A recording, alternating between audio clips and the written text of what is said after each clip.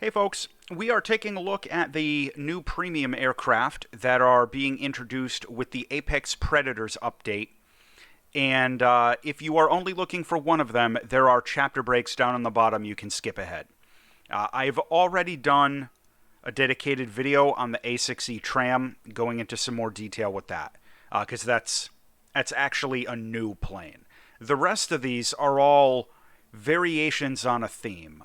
They're things that we already have in the game, and I already have a full review up on like aircraft that are extremely similar to all the stuff we're going to look at here.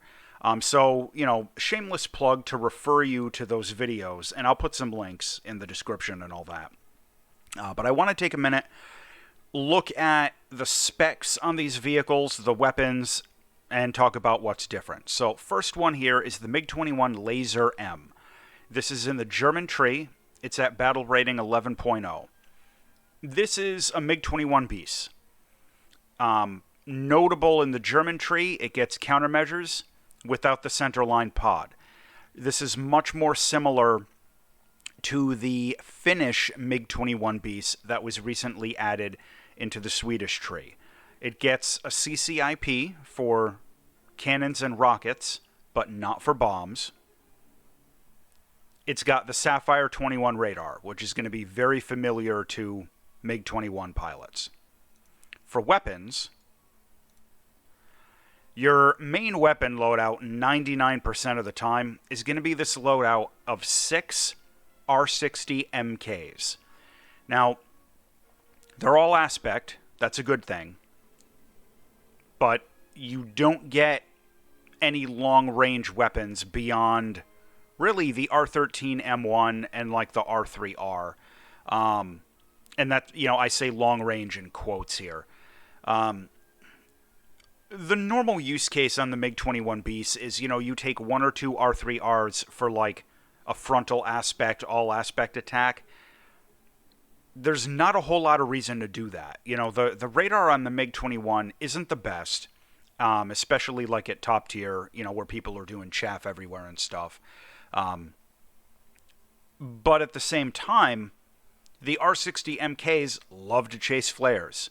So all of the weapons on this plane are going to be pretty vulnerable to countermeasures. That is definitely something to think about. Now, if you want to take this for ground attack, you've got some bombs. This is a very light sort of a bomb load if you take this with the bombs.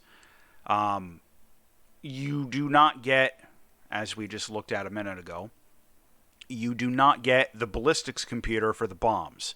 You only get it for the rockets. In terms of its rockets, you've got the S5K in different quantities.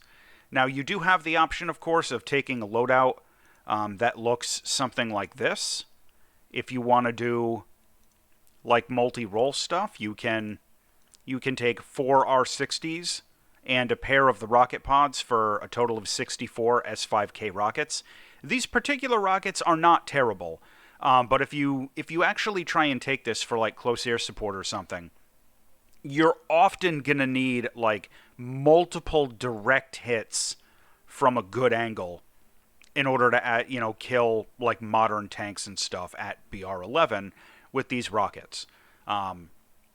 You can also take the S-24s. They have a bit more of a respectable warhead, but you only get 4 of them, and they're not super accurate. So I personally find those not easy to use. Your mileage may vary. In any case, I would not really consider this to be a multi-role aircraft. It's a close-in dogfighter, and I'd refer you to my review on the Finnish Mig-21bis. That's only from a few weeks ago, so that's really reflecting the Mig-21bis in like the current War Thunder meta and all that. Especially if you are coming up from lower tiers and you don't have a lot of experience with high-tier jet gameplay. I would. Again, I know I'm beating the dead horse. I'd strongly advise you to check out that review before you spend $70. The primary advantage with the Lazur-M version of the Mig-21 here is going to be the loadout of the R60 MKs, so you've got those all-aspect missiles. These are good high-performance weapons. The only catch is they love flares. All right, now I'm going to take this up into a quick flight to show you how it flies. So we're up in the Mig-21bis Lazur-M. So far, just playing around with it for a minute here, the flight performance and everything feels exactly the same as other versions of the Mig-21bis. Got countermeasures coming out the bottom. That's a good thing. And they're on those ventral mounts rather than needing a pod. So that's new and good for Germany. I've got the weapon loadout in this match of the 6 R60 MKs. We're going to try for a quick engagement. I might just get swatted. I don't know. We might have like MiG-29s on the other team or something. I'm going to really recommend that, you think of this as a close-in dogfighter before anything else. This is not going to be like some big champion of BVR or anything like that. All of its weapons are very short range. And again, the good news is that the R60 MKs are genuinely good weapons. The main caveats are that they love to chase flares, and they're very short range. All right, that looks like it might be coming for me, and it is.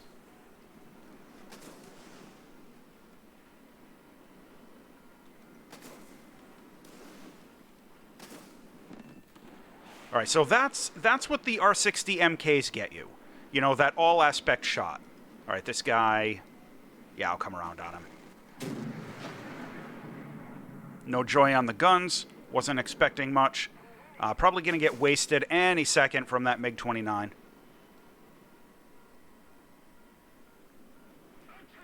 Okay, F-104 decided he wanted to be a lawn dart. That is acceptable. All right, we got 2 missiles left. We'll go for the MiG-29. Why not?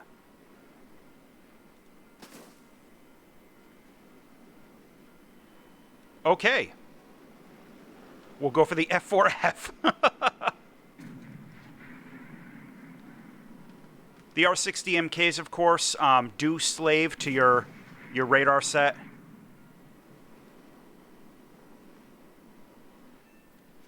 All right, that wasn't too bad. All right, whoa, where's that coming from? Do we have anything over there? Oh, yep, we got J7E. Oh, we got a whole bunch of stuff. All right, these guys... Oh, wow, all right. I'm in the middle of it. This is almost certainly not going to end well. Uh-oh. Uh-oh. Yep. Okay. So my hot take on the Mig-21bis Lazur-M, this is exactly like the Finnish Mig-21bis. Go watch that review. You got the 4 R60 MKs. That's the main selling point. Okay, next up, going right across the list, we have the MiG-23ML. This is in the Soviet tech tree. It is at 11.3, and it's going to be broadly similar to, like, the MiG-21... I'm sorry, the MiG-23, like, MF, MLD, MLA sort of a series. It's got the familiar Sapphire 23 radar set. It's got the CCIP for its cannons and rockets, not for bombs. So this is an interceptor, not a ground attack champion. Let's take a look at the weapons. Okay, so you can see we've got some options for air-to-ground. I'm going to talk about first because it's quicker. You can take the KH-23Ms. These are the manual command line-of-sight guided air-to-ground missiles. Personally, I am terrible with these things. You might be good with them. The S8KO rockets are genuinely good for ground attack.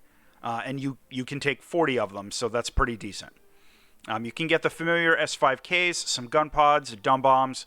The only thing you're going to get the CCIP for are the rockets. If you really want to do ground attack with this, it's going to be the S24s or the S8KOs.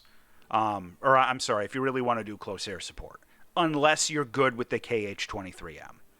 Now, the catch is, if you go with the ground attack stuff, they're taking your outer pylons, so you're not going to be able to take the R-24s. For air-to-air missiles, you get the R60M, where is it? Yeah, the R60M. This is very similar to the R60MK we just looked at in the MiG-21. It is a high-performance, all-aspect infrared missile.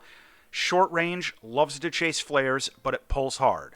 So, pick your poison with that. For longer range, you've got the R-24T and the R-24R. These are the AA-7 Apex missiles for those who do the NATO stuff, and these are the AA-8 Aphid. The R-24T is, in my opinion, right now, before the Apex Predator release, probably the best air-to-air missile in the game.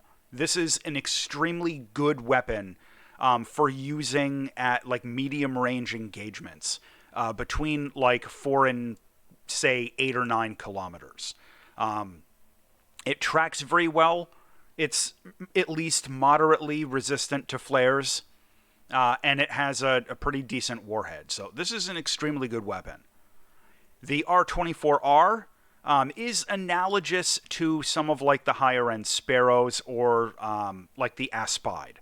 It's a semi-active radar weapon. It's got relatively okay performance at medium range. If you actually try and launch this thing out at like 18 to 20 kilometers, you might be pushing it. It's possible, but risky. You're flipping a coin if you waste the shot. So I would recommend, if you're interested in this, to go check out my reviews on some of the MiG-23 series aircraft. This is probably closest in overall performance to the MLA from the German tree. But we're going to take it up into a quick match and get some flight time with it. All right, we're jumping into a match with the MiG-23 MLA. It looks like this match is already in progress. I've taken the 2 R-24Ts and the 4 R-60Ms. Let me get off the ground here. For our radar, we have the familiar MTI mode and the regular search mode. The MTI mode, of course, will change to look down. Oh, come on. Really, buddy? I'm not even off the runway. The MTI mode will change to look down once we get a little bit of altitude, but we might not even at this point. And we've got the IRST. And that guy, yeah, he might be within range. We'll take the shot.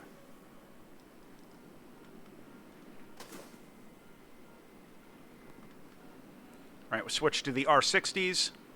Oh, actually got him. Okay.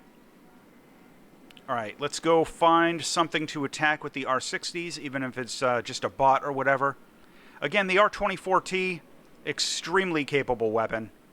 It does a lot of good work. The MiG-23 ML here, again, this does not have some of the aerodynamic refinements for dogfighting agility that the MLD has. It's still going to be capable-ish. It's just not going to necessarily, be swinging in there with the F-16s and stuff like that. Just keep some realistic expectations if you go out trying to use this thing as a dogfighter. It is, again, an interceptor. All right, that looks like it's probably immediately going for a flare. Yep, that's fine.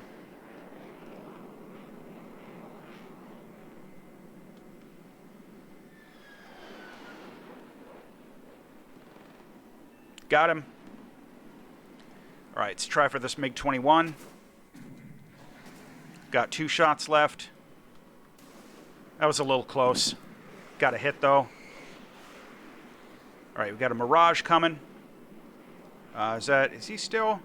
He's still a problem. Okay. Missed out. Was worried about the guys behind me. That's fine.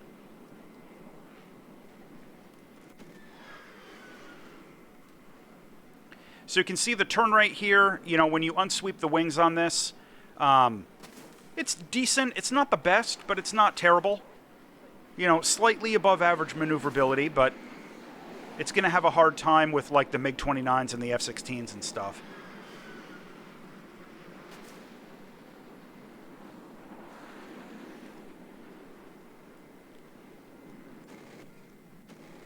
I can't hit anything with these guns. Is that guy... Did he J out or something? No. Okay, there we go.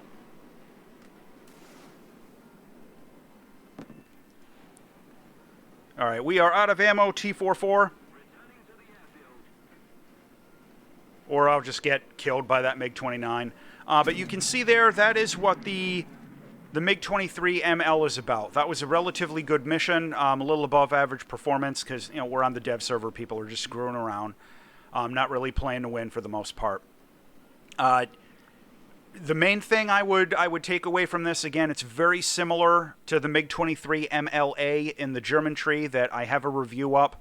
It has very strong offensive weapons, but its dogfighting capability is not going to be, you know, on par with some of the more dedicated dogfighters at rank 7. Okay, next we're taking a quick look at the Harrier FRS.1. This isn't technically a premium vehicle, but it's a squadron vehicle, so you can buy this with GEs and get the talisman for it if you wanted to. It's surprising. We have the Blue Fox radar set, which is actually relatively capable. This is a pretty high-end Harrier. And we've got a full ballistics computer for all of its weapons. This thing is going to have a role for ground attack, no doubt. Taking a look at the weapon loadouts, you've got, for ground attack, a whole ton of unguided rockets, and again the ballistics computer, a whole ton of 1,000-pound bombs, and the AIM-9L. That's an all-aspect version of the Sidewinder. So this loadout of the AIM-9Ls and the bombs, I think is going to be a very popular loadout for grinding with this plane. I am not going to spend a lot of time on it because I want to get to the Phantom, but I'm just going to say, if you're interested in the Harrier FRS.1, go check out my review of the Harrier series, but let's take this into a quick flight just to demonstrate. Alright, so we're out in the Harrier FRS.1. There is something that I want to show you that is pretty important. If you take the full load of weapons, you're going to be too heavy for VTOL.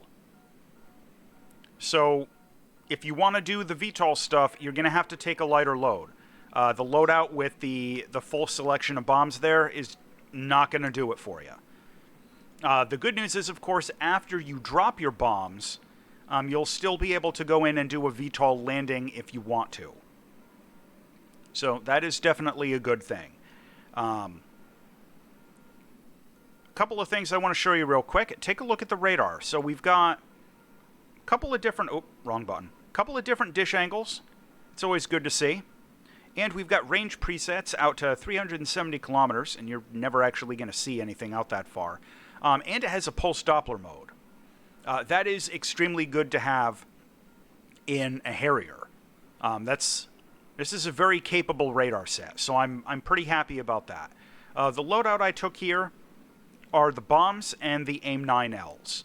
I'm not super confident. Let me see if we've got... Okay, we've only got like one or two other players. We might actually get to the base, because I want to show you how much damage this full load of bombs is going to do if you actually put it on a base. Because again, I think the primary use people will, you know, end up doing with this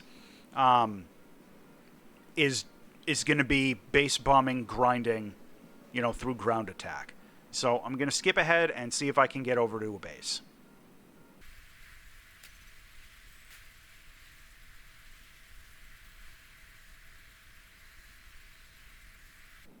Alright, so let's see what we can get out of a full drop with these bombs.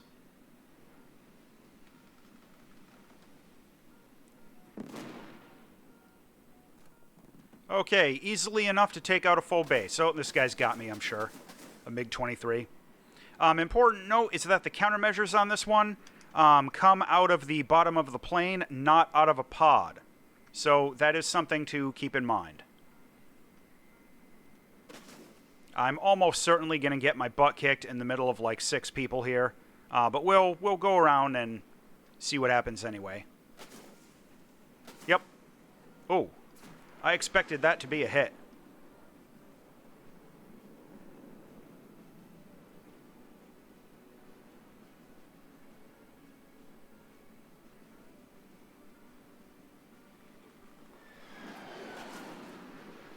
Yeah, that Mig-23's got me dead to rights.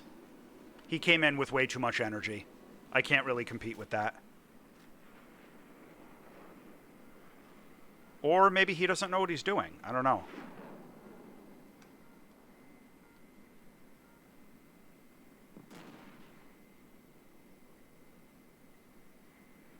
Okay, I just guess he's just going to fly off.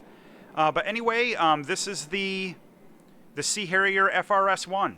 The pair of AIM-9Ls can do head-on engagements like you see there. And the load of bombs is enough to take out a base. Okay, next we have the F4J UK.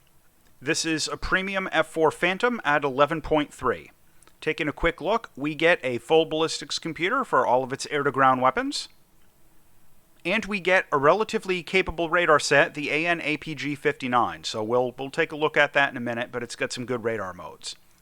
Let's take a look at its weapons. Oh, there we go.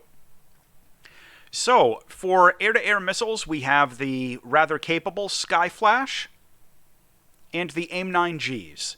So, these are relatively good weapons. I mean, they're not the best in the game, but I would consider this to be a good weapon load for air-to-air combat. Noteworthy, of course, is that the F4J does not have a built-in cannon. You got to take the gun pod on the center line. For air-to-ground weapons, you are limited to bombs and rockets, but you can take an absolutely enormous amount of them. This particular loadout here, where is it? Yeah, this loadout here with the 8 1,000-pound bombs and the 4 Skyflash and the 4 AIM-9Gs. If you can get to some ground targets, this is an extremely capable weapon load for grinding on bases and AI ground units, or frankly, even for close air support. However, for air combat, this one's going to be your loadout of choice. I have a full review up of the regular F4J, so I'd encourage you to go take a look at that. This is going to be extremely similar. Let's take it off into a match. Okay, we are flying up in the F4J UK. You can see the radar set there. We've got multiple dish angle presets, multiple range presets out to 370, and of course you're never actually going to see anything out that far. We've taken, and of course we've got the pulse Doppler mode. So that is always a good thing to see. I've taken the loadout of the Skyflash and the AIM-9Gs. We may or may not actually even get any kills, but I mostly just want to demonstrate the weapon system on this. The F4J, as I mentioned in my full review on it, is very much a multi-role aircraft. So, you have the capability for some ground attack, you have the capability for air-to-air combat. It's sort of the jack of all trades, relatively good at most of them, but not quite a master.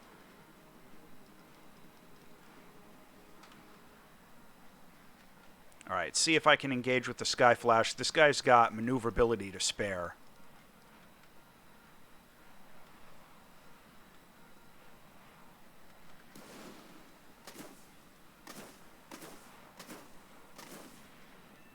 Got him. That wasn't too bad.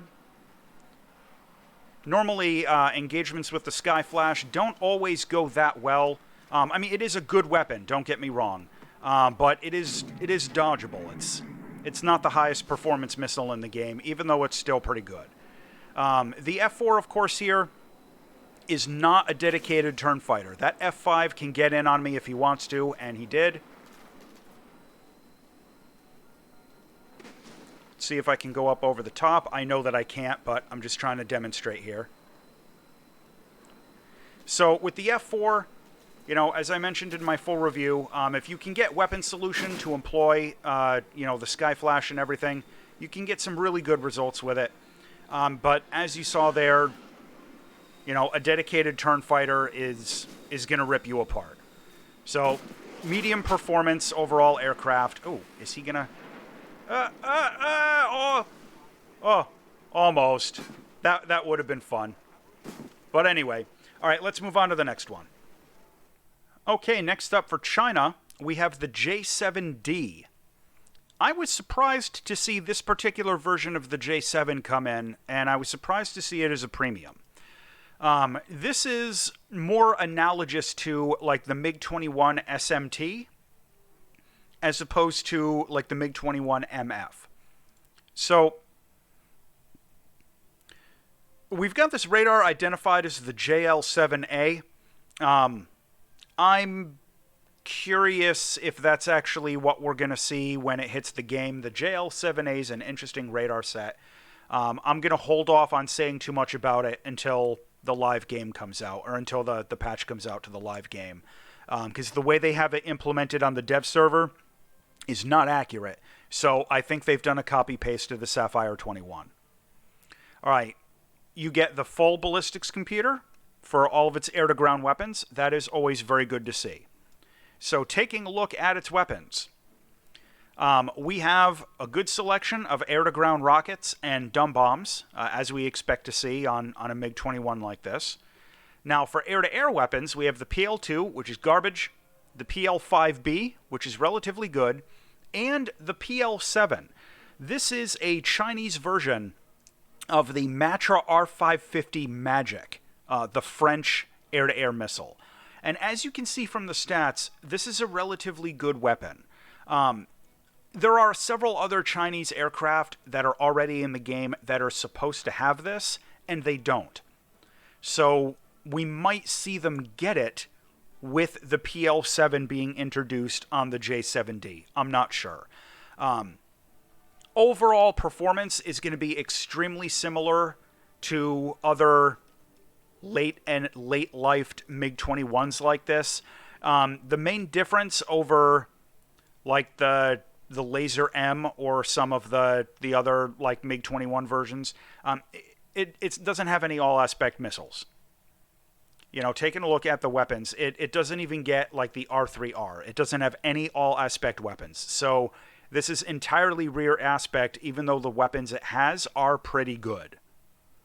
So let's go ahead and take it into a flight.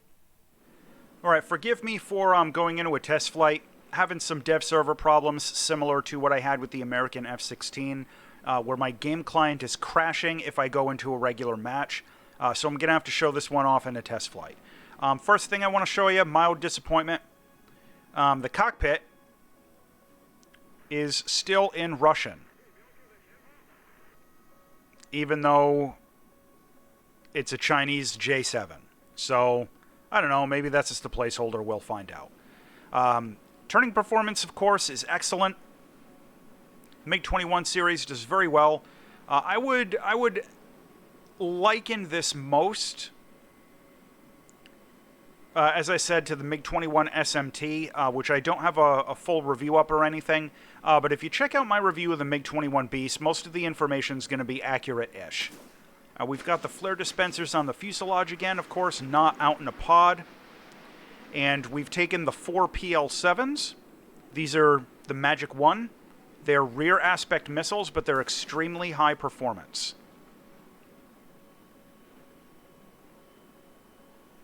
So if you get in behind someone with this plane, it won't be super difficult to get kills.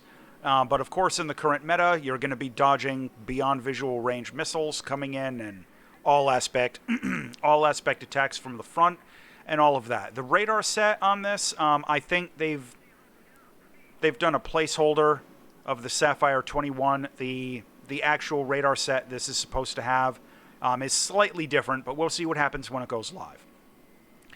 In any case, it's a MiG-21 with Magic 1 missiles for $70.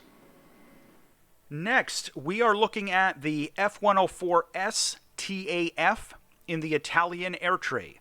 This is a version of the F-104S that was developed for the Turkish Air Force. It is almost identical to the F-104S and the F-104S ASA that we already have in the tech tree. I would strongly encourage you to go watch my review of the ASA, keeping the differences I'm going to outline here in mind. The weapon system's a little different. The ASA review I have is a little bit more current than the S, and the meta is a little bit closer to what I mentioned in the ASA video. In short, this is an interceptor, not a dogfighter, not a ground pounder. Let's take a look at its systems. It does have the ballistics computer for its weapons, so, you know, you can take the bombs or some rocket pods and attack ground targets with this. That's not what it's for, but it can. It's got the same North American search and ranging radar as the other F-104S models. No pulse Doppler mode. Also, very importantly, no countermeasures. At BR 10.7 for $70. So that is a thing. Taking a look at the modifications, you can even see no countermeasures as an add-on. So that's not great. Let's take a look at his weapons. Bombs, rocket pods for ground attack. It's got the Zunis. Those are decent. It's got the Mighty Mouse. It's got some 1,000-pound bombs. Those are okay. So, you can do ground attack with this plane. You can do close air support with it. It's not what it's for, but it's an option. For weapons, for air-to-air weapons, we have the AIM-9B, which is trash. We have the AIM-9P, which is okay. It's rear aspect. And we get the AIM-7E, which is okay. It's not the Sky Flash. It's not the R-24R, but it's okay. Now, an important caveat with this is that if you take the AIM-7E on your loadouts, you lose the internal cannon. The reason for that is the same as on the other F-104S models, that the electronics equipment the plane needs to take in order to be compatible with the AIM-7E is housed inside the plane in the physical space that is normally occupied by the gun.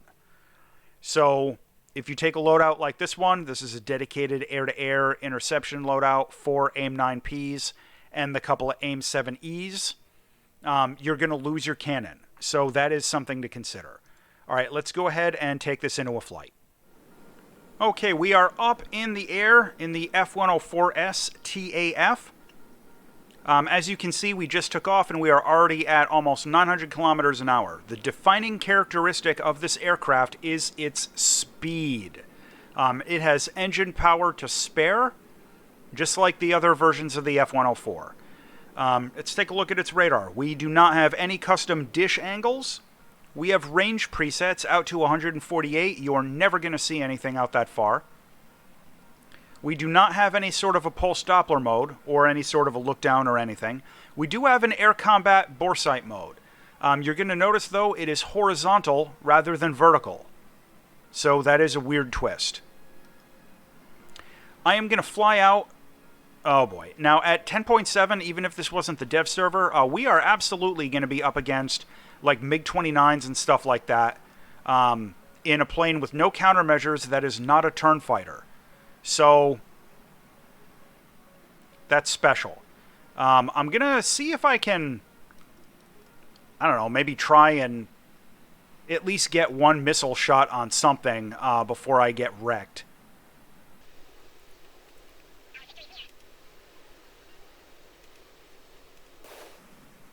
The F-14, of course, has relatively effective countermeasures.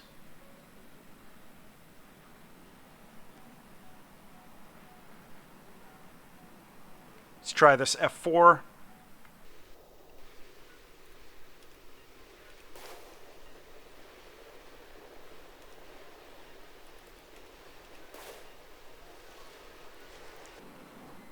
Okay, so what you saw there is fairly typical. The weapons on this plane are, vulnerable to countermeasures. I have no cannon, so even though I had a good angle on that F-4E, I had no ability to attack him when I was crossing over like that. The turn performance on this plane is non-existent at the, at least, compared to other things at the top tier.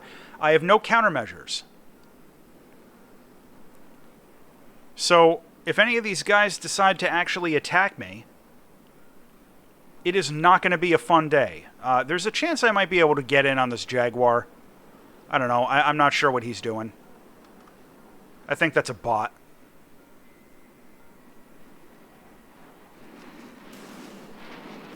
Oh! Yeah, that was definitely a bot, the way he was flying. But so that's kind of the typical experience in this plane. You know, it flies extremely fast in a straight line. That's what the F-104S is going to do for you. It's not a dogfighter. It is an interceptor. If you take the good missiles, if you take the Sparrows, it does not get a gun.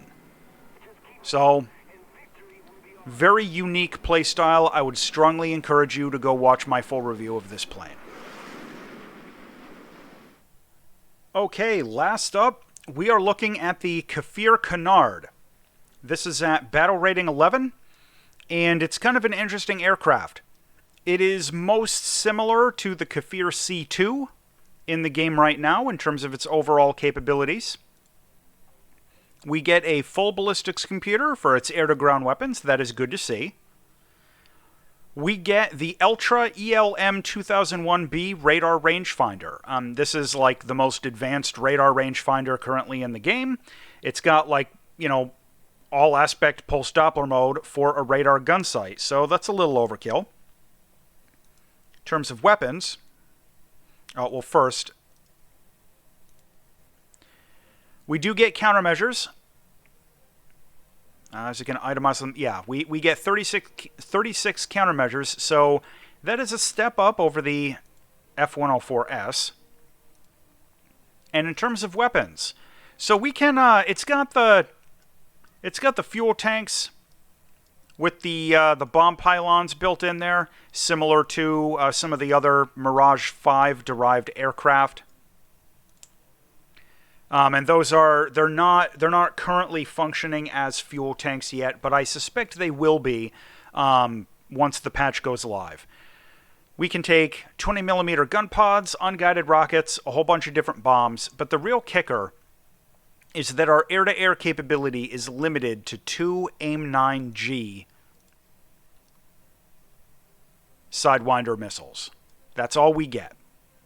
So you can see, I mean, we can take some multi-role weapon loadouts, and that's fine. But, you know, this is at BR 11.0. This is going to be fighting F-16s and Mig-29s with 2 AIM-9Gs and a radar gun sight. So that is something to think about. I am going to fly this out. I'm going to try and see if I can get to a base to give you an idea what that's going to look like. I think there's a possibility for this aircraft to fall into a niche of doing, like, grinding on ground targets due to its relatively good air-to-ground weapon load and its full ballistics computer. So I could see this filling a role kind of like an Su-17 or an F-105, just with better dogfight performance. So let's fly this into the air. Okay, we are in the air with the Kfir Canard. You're going to see, of course, the radar is a radar gun sight with nothing else going on. I've taken the loadout of 750-pound bombs, 6 of them. I tried to fly out with the 2 2,000-pounders, but I was getting some client stability issues with that, so I opted for the 6 750s, which should actually be good performance. What I'm going to try and do is I'm going to see if I can get over to the base, get a good bomb drop on them, show you what to expect in terms of base damage with the bomb loads out of this plane, and then we're going to look for some air combat. So let me zip over there.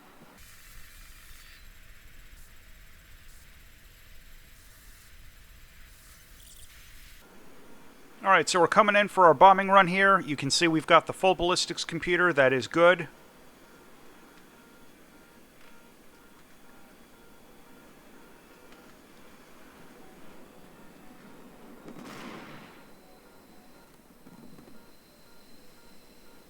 So, almost enough to destroy a base with the 750-pounders. Now we're going to go in. Yeah, we'll just attack a bot real quick. So the Kfir is a relatively high-performance dogfighter. I'll show you here. I mean, it's got really good turn performance. Of course, as a Delta, it bleeds off energy very quickly, but you know, you get a really good return for that energy you're bleeding off. The AIM-9Gs aren't terrible missiles, but only having 2 of them is a relatively serious handicap. So that is not to be overlooked. It's got a decent pair of cannons. It's got a decent pair of cannons and some countermeasures. So, overall, I would not rate this as a bad aircraft or anything like that. Not by any stretch of the imagination. And out of the premiums that we've seen, this is probably one of the better ones in terms of its air combat potential. The main catch, of course, is going to be the limited quantity of the missiles. So I see the Kfir Canard here filling a role. Filling a role of kind of what I did there. Going out, bombing a base, then looking for some air combat as a method for points grinding, and it's suited for that role. So if you enjoy that kind of gameplay, this might be an effective plane. But again, as always, $70 is a lot of your money. So I'm going to urge a little bit of a word of caution there with this or any of the other premium aircraft. But I will say, let me just fight this out. I'm almost certainly going to lose, but I'll show you anyway. That guy's into the sun.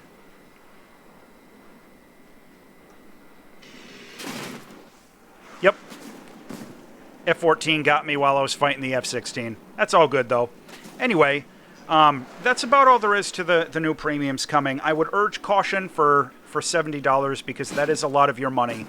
But if you're interested in these aircraft, I'd encourage you to go check out my reviews on the versions that are already in the tech tree. And as always, thanks for watching.